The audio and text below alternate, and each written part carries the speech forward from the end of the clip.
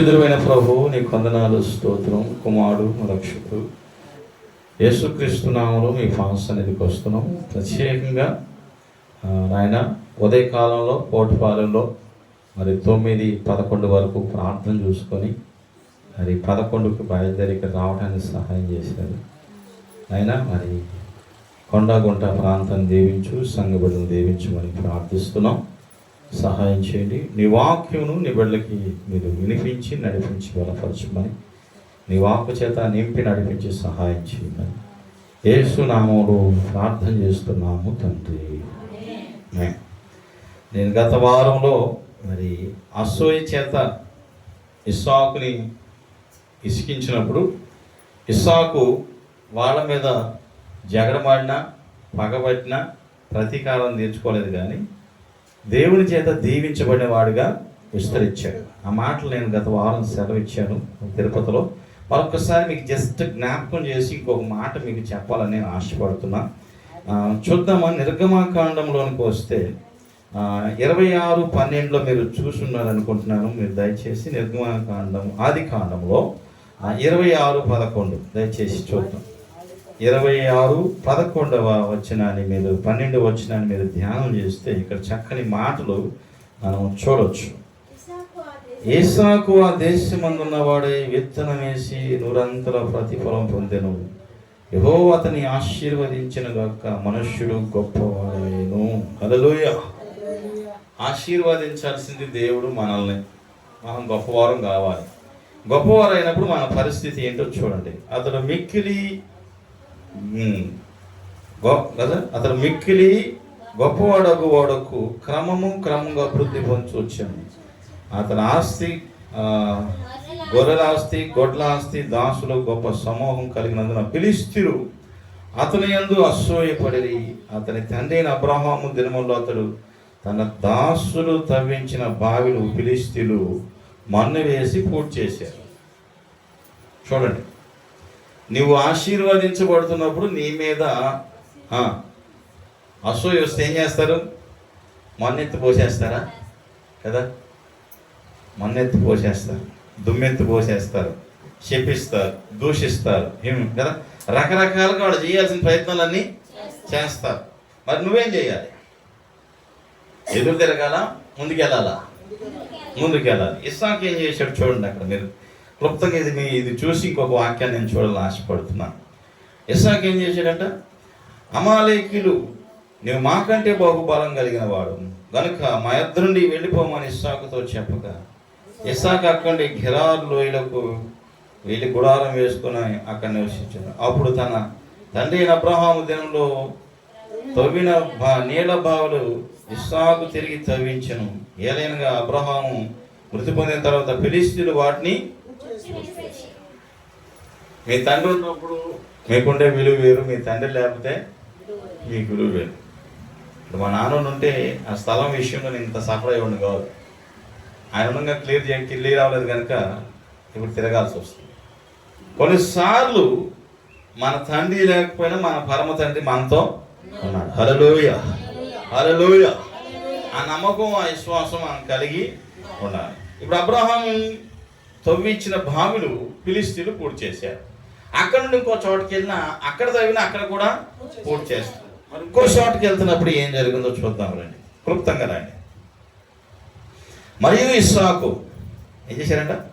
19. మరియు ఇస్సాకు లోయలో తవ్వగా జలలు గల నీళ్ళ బావి దొరికాను. అప్పుడు గెరారు కాపులు ఇస్సాకు కాపులకు జగడం మాడి ఏం చేశాడ? జాగడం, గొడవ, కొట్లాట్లో.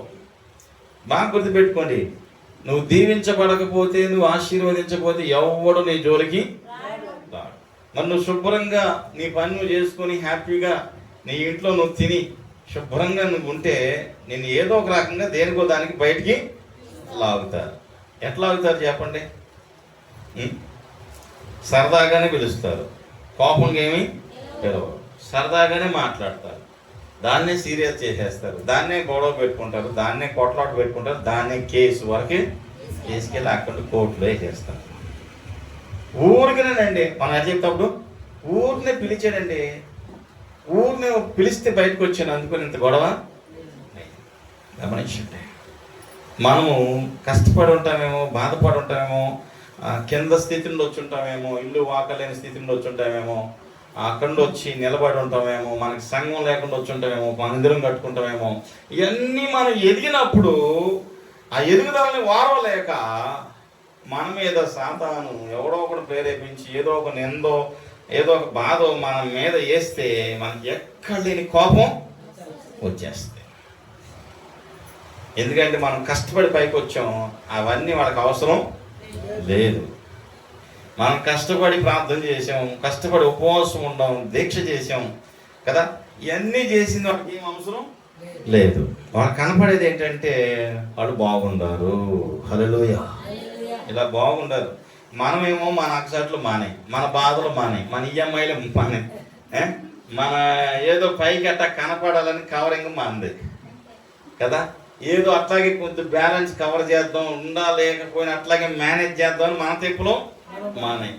తినకో ఉండో వనుకో అక్కడో ఎక్కడో తీసి అక్కడ ఇక్కడ కట్టుకుంటా ఏదో ఒకటి ఎవరింటికి రాకుండా మనం బ్యాలెన్స్ మనం చేస్తుంటే చూసిన వాళ్ళకి ఎట్ట కనపడుతున్నాం, ఏళ్ళకి అబ్బా బాగా 2 చేతులతో సంపాదిస్తున్నారు, వీళ్ళు అనుకున్నది చేస్తారు, వీళ్ళు ఏదంటే అది చేస్తారు, వీళ్ళు ఎట్టంటే ఎట్ట, ఏది చేయాలన్నా చేసేస్తారు, ఎక్కడికి వెళ్ళాలన్నా వెళ్ళిపోతారు, ఏది కొనాలన్నా కొనేస్తారు, ఏది తినాలన్నా తినేస్తారు అనే అపోహ వాళ్ళది, హల్లెలూయా.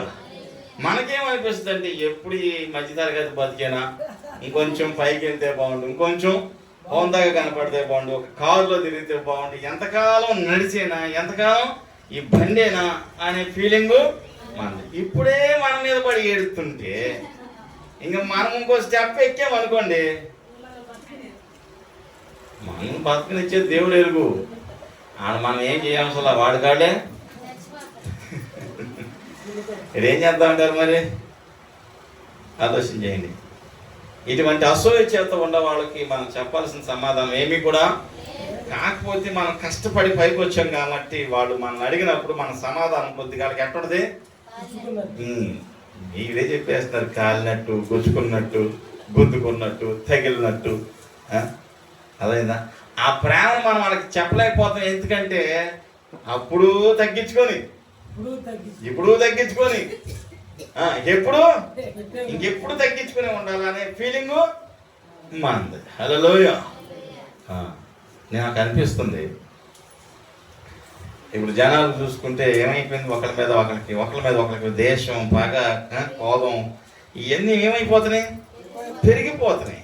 మరి పెరిగిపోయేటప్పుడు మనం ఏం చేయగలగాలంటే మనస్సును నిబ్బురగా ఉంచుకోవాలి. అది మన మాట ఎందుకు, దానివల్లే తలనొప్పులు, దానివల్లే బీపీలు, ఇక దానివల్లే రోగాలు, ఇక దానివల్లే రకరకాల జబ్బులు, టయానికి తినక, టయానికి నిద్ర రాక, మన అవస్థలు వాళ్ళ అవస్థలు. ఈ మధ్యలో మన అందరికి సమాధానం చెప్పేది అప్పుడే ఒక దేవుడు, హల్లెలూయా. ఆయన ఎదుట మనం చేయవలసింది ఏంటంటే, ప్రభువా నువ్వు నాకు సహాయము. ఈ రోజున మనశ్శాంతి లేని వాళ్ళు చాలామంది. మన సేవకులు చెప్తున్నారు, 8,000 కోట్ల ఆస్తి ఉందంట ఒక బిజినెస్ మ్యాన్కి. ఎన్ని కోట్లు? 8,000 కోట్ల ఆస్తి ఉంది. ఏం లేదంట, మనశ్శాంతి లేకుండా సూసైడ్ చేసుకొని చచ్చిపోయాడంట. ఈరోజు డబ్బు ఉండడం ప్రతి వాళ్ళ పరిస్థితి ఇదే. డబ్బు ఎక్కువైపోయి భార్య భర్తలు ఏమవుతున్నారు, విడిపోతున్నారు. డబ్బు ఎక్కువ ఈ కుటుంబాలు ఏమైపోతున్నాయి, కూలిపోతున్నాయి. మనం అనుకుంటాం డబ్బు లేదు కదా, మనకి ఇబ్బంది కదా, మనకు కష్టం కదంటే మా జాషువా చెప్తున్నాడు, ఎందుకయ్యా ఎంత డబ్బు ఉండే ప్రయోజనం, కొట్టుకొని చేస్తున్నారు. డాక్టర్ లాంటి వీళ్ళు కొట్టుకొని చేస్తున్నారు, వీళ్ళు విడాకులు తీసుకుంటున్నారు. మనకి తినటానికి ఉంది, దేవుడిచ్చాడు చాలా అనిపిస్తుంది, హల్లెలూయా. మొన్న ఒక స్టోరీ చూశాను,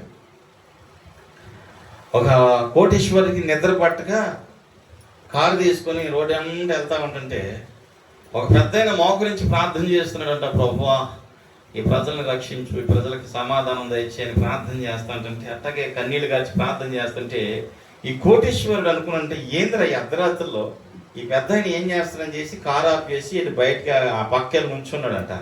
నుంచుని ఆయన ప్రార్థన చేస్తుంటే ఈడు కూడా ఆ ప్రార్థనలో ఏదో వచ్చిన పదాలు చదువుకున్నాడు కాబట్టి కొన్ని తొందరగా నేర్చుకుని రిప్లై ఇస్తా వచ్చాడంట. ఆ రిప్లై ఇస్తా ఉండి ఏం పెద్ద ఆయన ప్రార్థన అంతా అయిపోయిన తర్వాత 5ంటికి అడిగాడంట, ఏంటి పరిస్థితి అంటే, డబ్బు ఉన్నోళ్ళకి నిద్ర లేదండి, బాధలో మాకేమో తిండి లేక బాధ, వాళ్ళకి ఎక్కువైన బాధ అంటే ఆ పెద్ద ఆయన, అవును నాకు డబ్బులు ఎక్కువైన నిద్ర రావట్లా, ఏం చేయమంటావు, ఏం చేస్తాం, పేదలకి కొంత పంచిపెట్టు, ఓ ముద్ద అన్నం పెట్టు, వస్త్రం లేని వస్త్రమి, ఆహారం లేని ఆహారం, ఇవన్నీ ఇచ్చామంటే నీకు మనశ్శాంతి సంతోషం వస్తుంది. అలా చెప్తూ వల్ల ఆయన చేయటం వల్ల అంట ఇది సేవకుడు అయినాడు, ఆయన విశ్వాసయుడు, ఒక మందిరం కట్టాడు. హల్లెలూయా. ఈ డబ్బున్నోడు మారాలంటే కారణం తెలుసా? ఆయనకు మనశ్శాంతి లేదు. మనశ్శాంతి లేకపోతే మనశ్శాంతినిచ్చే దేవుడు మనం పరిచయము చెయ్యాలంటే నువ్వు ప్రార్థన, వాళ్ళ మీద కోపపడితే పనులు అవ్వవు. మన మీద కోపపడడం అంటే మనకేమైంది, కనెక్షను పెద్దగా ఏమి పనులు లేవు. నువ్వు 100 సార్లు మేలు చేసి 101సారి కనుక కోపపడడం అంటే 100 సార్లు మేలు తుడుచుకొని, అట్లాగా కోపపడటం వల్ల వచ్చే నష్టాలే తప్ప లాభాలేమి ఎవరైనా సరే. ఇప్పుడు నీ బిడ్డల మీద కోపపడు, ఆయనకి కోపం వస్తుంది. నీ భర్త మీద కోపపడు, ఆయనకి. నువ్వు ఎంత ప్రయాసపడ్డా ఓపిక అనేది చాలా అవసరం. చూడండి, ఈయన కోపపడలా, వాళ్ళు జగడ మాడుతున్నారా, ఓకే ఏం చేద్దాం అనుకున్నాడు, ఇక వీళ్ళతో పెట్టుకోవటం వేస్ట్ అనుకున్నాడు. ఆఖరికి ఏం చేస్తున్నాడు చూడండి, జగడమాడిన గనుక దానికి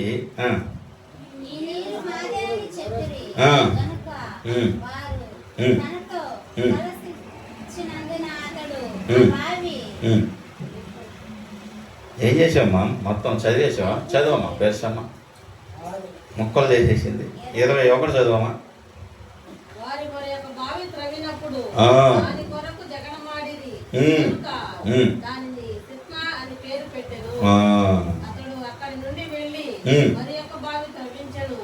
దాని విషయమై వారు జగడమాడలేదు కనుక అతడు ఇప్పుడు యెహోవా మనకు ఎడమ కలుగు చేస్తున్నాడు కనుక ఈ దేశమందు అభివృద్ధి పొందుకొనుమని దానికి రెహోబోతు అని పేరు పెట్టాడు. దూరం. కొన్నిసార్లు దేవుడు మనం చేసే ప్రార్థన దేవుని వాళ్ళ నుండి మనల్ని ఏం చేసేస్తాడ, దూరం చేసేస్తాడు. హల్లెలూయా. దేవుడు దూరం చేసిన మనమే కొన్నిసార్లు ఏం చేస్తాం, మళ్ళీ కొన్నిసార్లు కొన్ని దూరం చేసేటంటే మనం జాగ్రత్త, దేవుడు మంచి కోసమేనేమో. ఇన్ని రోజులు మనం మేలు వారం లేని వాడు, ఇన్ని రోజులు మనల్ని పట్టించుకున్నోడు, ఇన్ని రోజులు మనల్ని చూడనోళ్ళు మనం బాగుంటే వస్తున్నారంటే వాళ్ళు ఈ మీద ప్రేమతో వచ్చారంటవా, ప్రేమ లేక వచ్చారా? పడిపోయినప్పుడు రాలా, బాధలు ఉన్నప్పుడు రాలా, కష్టంలో రాలా. నువ్వు సంతోషంగా ఉన్నప్పుడు వచ్చేవాళ్ళు మంచోడా చెడ్డోడా? మళ్ళీ చెడగొడతాకి వస్తారట. చూడండి, అయితే దేవుడు నిన్న అంటున్నాడు. చివరి మాట చదివి ప్రార్థనలోకి వెళ్దాం. ఇంకొక మాట చదువుతాం చూడండి. 23-24 అమ్మ. అఖండ అతడు బేర్షెబాకు వెళ్ళాను. ఆ రాత్రి యెహోవా అతనికి ప్రత్యక్షమై, నేను తండ్రి అయిన అబ్రహాము దేవుడను, నేను నీకు తోడై ఉన్నాను, నువ్వు భయపడకము, నా దాసుడు అబ్రహామును బట్టి నిన్ను ఆశీర్వదించి నీ సంతానము విస్తరింపచేసేదను. ఇప్పుడు మన సంతానం ఏమవ్వాలి, మన పిల్లలు ఏమవ్వాలి? మనకు ఒక ఆశ ఏంటి, మనం ఇల్లు కట్టుకుందాం, మన పిల్లలు ఉద్యోగాలు చేయాలి, వాళ్ళకి మంచి సంబంధాలు రావాలి, వాళ్ళకి పిల్లలు పుట్టాలి, నేను వాళ్ళతో ఆడుకోవాలి. ఇంతనే ఇంకేమైనా ఉందా అమ్మా? దీనికోసం మనకి ఇప్పుడు ఈ ప్రాసెస్లోకి వెళ్ళిన మన సీనియర్లు కూడా ఉండాలి, తల్లులు లేరా? ఉండాలి కదా. ఉండి పెళ్లి కాలేదని ప్రార్థన చేయమనేవాడు ఉండాలి, ఉద్యోగం రాలేదని ప్రార్థన చేయమనేవాడు ఉండాలి. మరి పెళ్లి కాలేదని ప్రార్థన చేయమంటారు, పెళ్ళి అయితే మాత్రం పెళ్ళి అయిపోయిందని కూడా చెప్పరు, పెళ్ళి కూడా చెప్పరు, ప్రార్థన మాత్రం అయ్యో పాస్టర్ గారు మర్చిపోయింది, పాస్టర్ గారు మీకు చెప్తాం. మళ్ళీ ఎప్పుడు చెప్తారు? ఈ డాక్టర్లందరి దగ్గరికి తిరిగి పిల్లలు పట్టుకోతే అప్పుడు మనం ఎవరు గుర్తొస్తాం? మన పాస్టర్ గుర్తొస్తాడు. పాస్టర్ గారు మీరు ప్రార్థన చేయండి, మాకు ఏం పట్ల పిల్లలు లేదు. ఓకే. ఆ పిల్లలు పుట్టిన తర్వాత మళ్ళీ పిల్లల బర్త్డేకి పిలుతారా? మళ్ళీ పిలవరు. మనకేం వస్తుంది? కోపం వస్తుంది. ఇప్పుడు ఏది కరెక్ట్? మనం కోపపడటం కరెక్టా, వాడు పిలవపోవటం కరెక్టా? వాడు పిలవపోవటం కరెక్టా? మనం కోపపడటం కరెక్టా? కోపడొచ్చా మనం? మన పని ఏంటి? వాళ్ళు ఏమడిగారు మనల్ని? మనం ఏం చేయాలి? అంతే. మనం కోపపడటం వల్ల వాళ్ళు ఏం మారరు. మనం కోపపడటం వల్ల ఏం మారరు. అర్థమైందా? ఇప్పుడు విశ్వాసులు ఎలా ఉన్నారంటే, చిన్న రేకులు ఉంటారు. ఆ రేకులు కాస్త తీసి స్లాబ్ వేసుకుంటారు. ఆ స్లాబ్ వేసిన తర్వాత ఇంకో స్లాబ్ వేసుకుంటారు. ఆ స్లాబ్ వేసిన తర్వాత ఇంకో స్లాబ్ వేసుకుంటారు. ఏంది పాస్టర్ గారు, మన చర్చి చిన్నగా ఉంది, ఆ పెద్ద చర్చికి వెళ్తే బాగుండు అనిపిస్తుంది.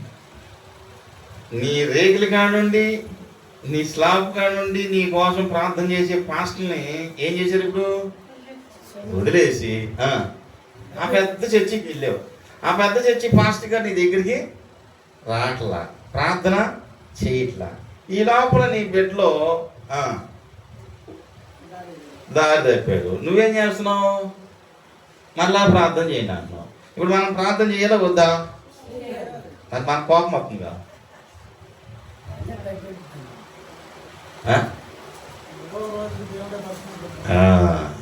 చూడండి, దేవుడు ఏమన్నాడంటే, నేను మిమ్మల్ని విస్తరింపా. మన పని ప్రార్థన. మనం ఎవరి విషయంలో బాధపడి ఏం చేస్తాం చెప్పండి? ఇప్పుడు నేను నిన్ను బాధ పెట్టినా, నువ్వు నన్ను బాధ పెట్టినా సాధించేది ఏమీ లేదు. ఎవరు బాధపడ్డా నష్టమే కలుగుతుంది. అర్థమైందా? ప్రాముఖ్యంగా క్రైస్తవులు, ప్రాముఖ్యంగా దేవుని నమ్మిన బిడ్డలు, హల్లెలూయా, ఏది విషయం ఇంకా బాధ కలుగుతుంది. ఎందుకంటే వాళ్ళు అయితే మరి దేవుని నమ్మి కూడబెట్టుకొని అప్పు చేసుకొని ఏదో అరాకొర పైకి వెళ్తే వాళ్ళ మీద పడేది వాళ్ళు ఎక్కువ. హల్లెలూయా. ఆలోచిద్దాం, అటువంటి వారిని మనం ఏం చేద్దాం? అటువంటి వారి కొరకు మనం ఏం చేద్దాం? అర్థమైందా? ప్రభువా వారిని మార్చు. హల్లెలూయా. ఈ వరకు సాతాను మన మీద, ఇప్పుడు చూడండి, ఇస్సాకు యూదులు, ఫిలిష్తీయులు అంటే సంబంధం లేని వారు, అన్యులకి దేవుడి బిడ్డలకి వ్యత్యాసం వచ్చిందంటే అది ఒక సామరస్యం. హల్లెలూయా. ఇప్పుడు ఎవరెవరికి గొడవలు అయిపోతున్నాయి? క్రైస్తవ్యంలోనే. ఒకడేమో పరిశుద్ధాత్మ లేదంటాడు, పరిశుద్ధాత్మ వద్దంటాడు. ఒకడు మీ సంఘం మంచిది కాదంటాడు, ఒక సంఘం మా సంఘమే మంచిది అంటాడు. మీరు పరలోకం వెళ్ళరని ఒకడు చెప్తే, మీరే పరలోకం. ఈ కొట్టుకోవటం ఎక్కువైపోయింది, ఈ సేవ ఎక్కువైపోయింది, ఈ పరిచర్య ఎక్కువైపోయింది. దయచేసి దేవుని బిడ్డలారా, మనలో ఎవరైనా సరే, మన బంధువులు, స్నేహితులు, ఆత్మీయులు ఎవరికైనా బాగోకపోతే దయచేసి వాళ్ళ కోసం ప్రార్థన చేద్దాం. మన కోపం వచ్చినా చేద్దాం, ప్రేమ వచ్చినా చేద్దాం, ఏం వచ్చినా వాళ్ళ కోసం ఏం చేద్దాం? ఎందుకంటే దానికి మించి మనం ఏం చేసిన ఉపయోగం లేదు. అర్థమైందా? హల్లెలూయా. దానికి మించి మనం ఏం చేసినా ఉపయోగం లేదు. ప్రభు అన్నాడు, మీ శత్రువు ఆకలి కొంటే వారికి భోజనం. ఈ రోజుల్లో చాలా మంది మనకు అనిపిస్తుంది, అది బాధపడితే మనకెందుకు, వాళ్ళకి అట్టాగే జరగాలి, వీళ్ళు ఎట్టాగే జరగాలి అంటే మనకేం లాభం వస్తుంది చెప్పండి? ఎదుటోడికి లాస్ వచ్చింది, నీకేమైనా ఉపయోగం వచ్చిందా? మరి ఎందుకు?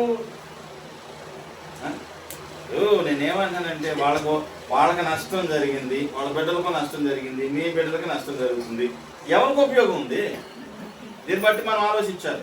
అయిపోయిందా బాబుది? కొత్తగా మంచి ఓకే, ప్రైజ్ లార్డ్. దేవునికి స్తోత్రం. కాబట్టి దేవుడు బిడ్డలు ఆలోచించాలి, ఎవరి మీద మనము ఈ బాధపడకూడదని మా అభిప్రాయం. ఎవరి మీద కూడా మనం బాధపడకూడదని మన అభిప్రాయం. ఇంకొక మాట చెప్పి నేను ముగించేస్తాను. సంఖ్యాకాండము 17వ అధ్యాయము మనం ఇలాగ ఆశీర్వదించబడాలని నా కోరిక. మనకున్న శాపాలు మనకున్న పాపాలు పోయి, మనకున్న బాధలు పోయి, మనం ఇలా దీవించబడాలని నా కోరిక. మీరందరూ మీకున్న రుణభారాలు, ఇబ్బందులు పోయి, మీ కష్టాలు పోయి, మీ శ్రమలు పోయి, మీరు ఆరోగ్యంగా సంతోషంగా దీవించబడాలని మిమ్మల్ని చూసి అనేకులు పర్లా ప్రభుని నమ్ముకొని మేము కొంచెం బెటర్గానే ఉండామని మీరు చెప్పుడు ద్వారా అనేకులు ప్రభు దగ్గరికి వచ్చే ఆస్కారం. దయచేసి చూద్దామా, సంఖ్యాకాండము 17 అధ్యాయం 7-8 వచ్చిన చదువుదామా.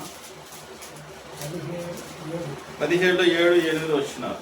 మోషే వారి కర్రలను సాక్ష్యపు గుడారంలో యెహోవా సన్నిధిని ఉంచెను. మరునాడు మోషే సాక్ష్యపు గుడారంలోనికి వెళ్ళి